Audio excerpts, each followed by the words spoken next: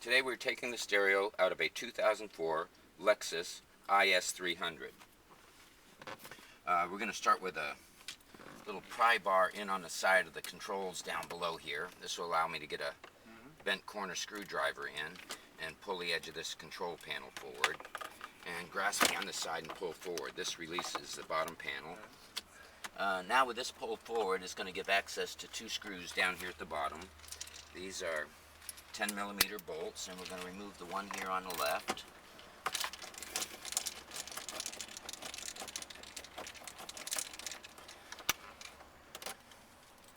And then the one over here, excuse me, the first one was on the right and this one on the left.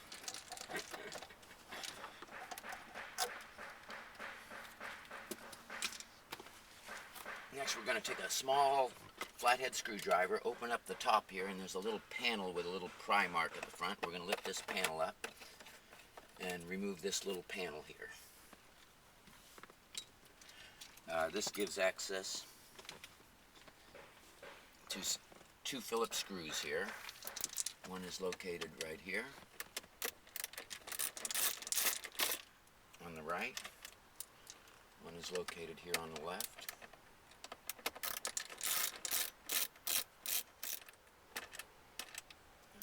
These screws.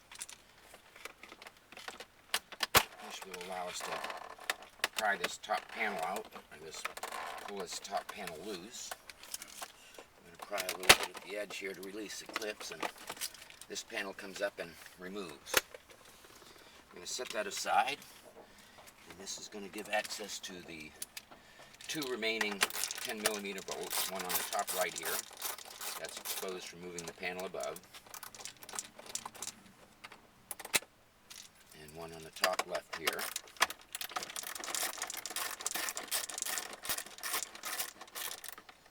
And remove this bolt.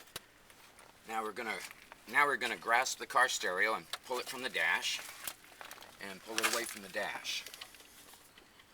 This will give access to two connectors at the AC controls, and these connectors have triggers on them. On this one there, the triggers are underneath on the connectors. You can't see them from the top. We're going to squeeze this trigger into the connector. Wiggle it loose. This trigger is This trigger is right here, and what you do is you push it down into the connector and it releases. That will be the same for the second one here. All these connectors are keyed, so they only go back in one spot, so there's no putting them into the wrong spot. We're going to pull this a little bit further forward. There is one small connector here that we're going to push the trigger on and release that connector.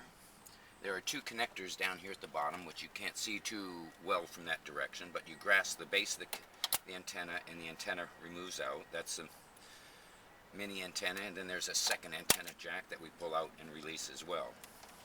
On the car stereo itself, there again is another connector with a trigger on it. We're going to push that trigger down to the connector and remove it. Now there are 4 bolts here on the side of the stereo that need to be removed from the side mounting bracket. 4 screws on this side as well, and with these screws removed, you remove the stereo from and separate it from the AC controls. Hope this video has been helpful. We may be found at carstereohelp.com. Please give us a thumbs up. Thank you for watching.